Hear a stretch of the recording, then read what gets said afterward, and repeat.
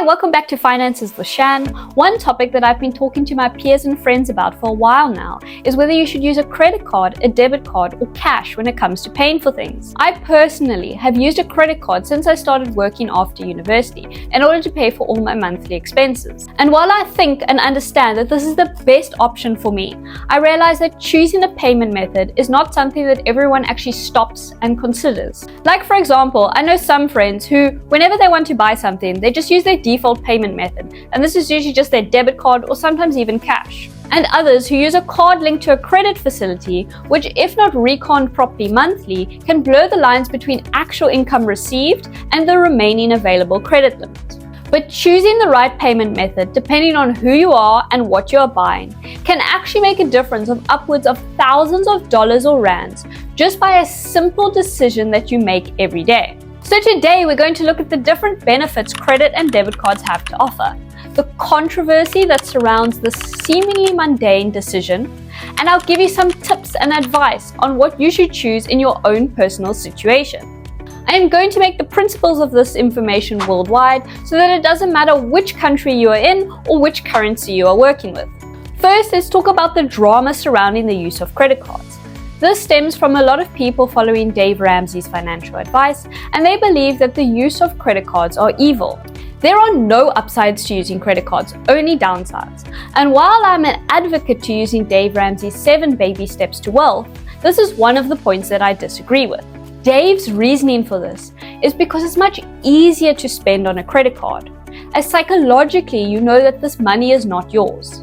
And you're also not physically parting with the cash, which causes the pain of having to pay for something. This subconsciously causes you to overspend, and people often end up in too much credit card debt because they have overspent. But on the other side, especially in the US, there are so many people that aim to maximize the credit card reward benefits. There are YouTube channels dedicated to credit cards and which offer the best rewards and how to use them and not pay interest. And what is fascinating to me is if you had to sample, say, 10 of your friends and ask them this question, you'll probably get a mix of answers as to which side they fall on. People that are against credit cards are often passionate about staying out of debt and controlling themselves emotionally, and often have spreadsheets and budgets which are always running their numbers. And people that are for credit cards are often talking about the crazy rewards that they can receive for just their regular spending and claim that it is free money. And depending on who you are and what your behaviors are actually like, there's probably a correct payment method for you. You just haven't thought about it. So let's look at the benefit of a debit card first. The biggest benefit of a debit card is that you actually cannot spend money that you don't have. Transaction will get denied if the purchase price is higher than what you have in your bank account at that point in time. You won't ever get into trouble with spending more than your income, and there is no possible way to get into any type of consumer debt where you would be paying interest payments. The other benefit is that you don't have to apply for a debit card, and the fees are often significantly cheaper. And lastly, I think a debit card is great because of the convenience factor. You'll be able to use it to pay for things at 99.9% of places. And you'll even be able to make online payments with that card as well as any ATM withdrawals. And I feel like the mechanism of debit cards is really easy to understand. So when you swipe them, it's like you're paying with cash, just in a digital form. And this mindset of physically parting with your money is the same as if you were to pay in cash. So if you are in a place in your life where you are in debt already, or you just aren't that great with your finances, then you'll actually benefit from using a debit card so that you don't get into any financial trouble. Also, if you know that you're one of those types of people that if you're given a credit limit, you'll go right over, or you just don't have much self-control when it comes to spending, then it's okay to admit this to yourself and choose a debit card as your payment method. And this is actually 99% of the reason as to why Dave Ramsey is for debit cards. He says that people who use credit cards have no financial discipline. For him and his employees, they've probably experienced many people who have put themselves in a whole lot of debt. But the truth is, if you're watching this channel, then you're probably pretty good at managing your finances, and you just want to improve your approach or reach the next financial milestone. So I don't use a debit card, and in my opinion, if you can stay disciplined with your money, and you know you will, then there are a lot of benefits to using a credit card for your purchases. Now, real quick, before we get into that, a huge benefit no matter what is to subscribe to this channel. If you've been enjoying this video or my channel in general, please hit the subscribe button and I would truly appreciate it. Okay, so let's talk about credit cards. One of the biggest benefits of credit cards is that you get cash back and rewards for some of the everyday spending that you already do. So if you are someone who pays off their credit card in full every month and doesn't incur any interest, then the typical downsides of a credit card usually go away, and you can actually take advantage of the companies that are offering you these perks. Because while they are giving you money back in rewards, they are obtaining far more back from the people who are in debt and paying interest at a much higher rate. A lot of the credit cards that have these really great perks often come at a high annual fee.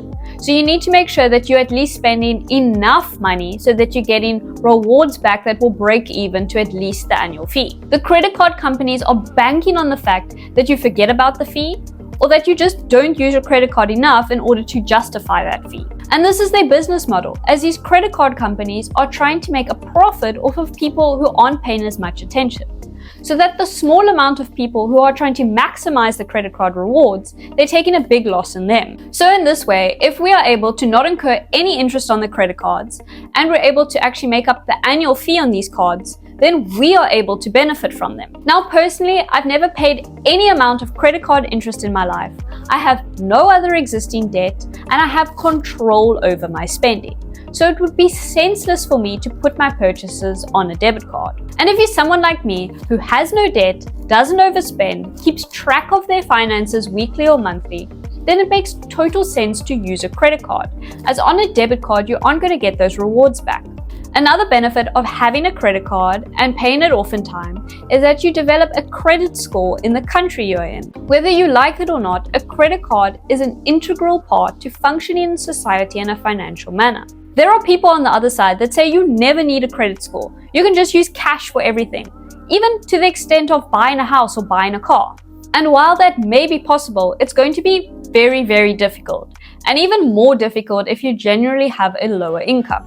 Banks who lend you money typically want to see your credit score, as it means that you are a reliable borrower. And often you can save a ton of money on your loan over its lifetime if you're able to get a lower interest rate by having a good credit score. And having a good credit score can actually help you in other situations where you don't even need to borrow money. Like for example, in the last 2 years, which were my first 2 years of working, I haven't had a high enough credit score in order to rent. So I've had to ask my dad to be the main lessee so that he can fill out the application form so that it looks way more appealing to all the other people trying to apply to the same apartment. In this case, there wasn't actually any money that needed to be borrowed, but it still mattered to have a good credit history.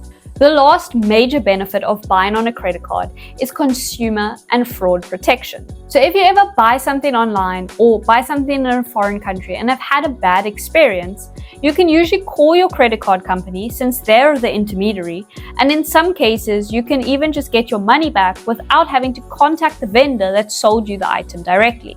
So credit cards can be great for many of the above reasons, but I still view them as a double-edged sword, as there are still many dangers to using a credit card, especially if you aren't in a good financial position. But when you swipe a card, it's almost like you aren't spending any money.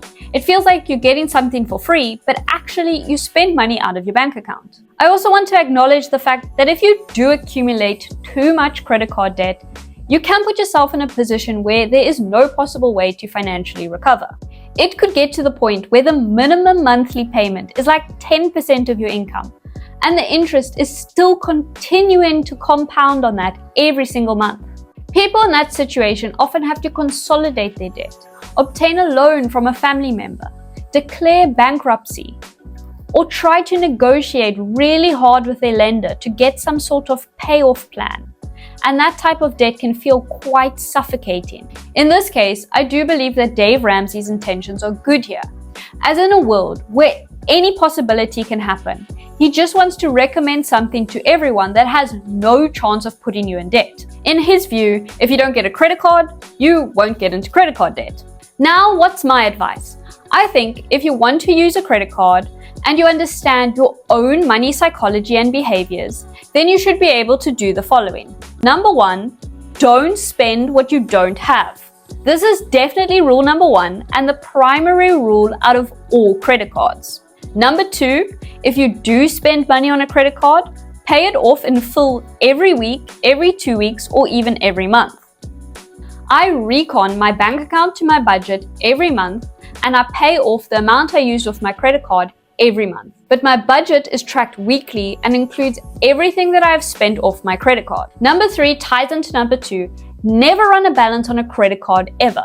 So anytime you do, you are killing the benefits of any credit card perk that you can get, and accruing interest is just a slippery slope to a bigger and bigger pile of debt. And number 4, really try to understand what type of behavior you are susceptible to. If you are someone who is really impulsive with spending money, then don't get a credit card. If you are someone that maybe can't stick to deadlines, then don't get a credit card. If you are someone who has no debt, has their impulses and finances under control, then yes, opt in for a credit card. I am probably one of the most extreme people out there when it comes to personal finances, because I track every rand that I spend as well as make, and finance is literally on my mind 24/7. So I think I am able to take advantage of the credit card system. But the thing is, I enjoy it, and most definitely not everyone does. I mean, I know many friends and colleagues who work in finance but can't track their spending or manage their finances well. Alright, if you are interested in one of my best personal finance videos on the channel, then be sure to check out my brutally honest pieces of financial advice that you need to hear. It's one of my favorite videos I've made. I'll see you guys in that video or a future video on the channel. Have a great day and don't forget to like and subscribe.